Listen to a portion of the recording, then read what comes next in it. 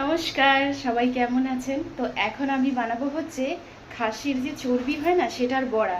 আসলে হচ্ছে আমার হাজবেন্ডের ওর হচ্ছে খুবই পছন্দ, তো সেটাই বানাবো। তো কিভাবে বানাই সেটাই আপনাদের সঙ্গে শেয়ার করব। হ্যাঁ, আমি সব সময় কি করতাম, শুধু বেসনের মধ্যে লবণ হলুদ দিয়ে বেসনটাকে গুলিয়ে আর চর্বিটা ছোট ছোট করে কেটে নিতাম, আর হচ্ছে সেটাই ডিপ করে ভেজে দিতাম। কিন্তু আজকে না একটু অন্যরকম করে করছি।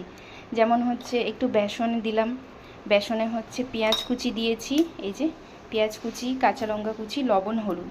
এবার এটাকে না জল দিয়ে ভালো মতন মিক্স করে নেব। হ্যাঁ, আপনারা কিভাবে করেন এই খাসির চর্বির বড়াটা? খেতে কিন্তু গরম গরম খুব ভালো লাগে। আমাকে একটু শেয়ার করবেন। আমি যেভাবে করছি আজকে সেটাই দেখাবো আপনাদেরকে।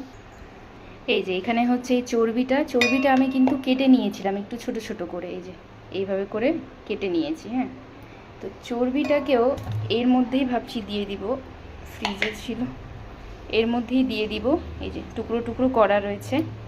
এবার হচ্ছে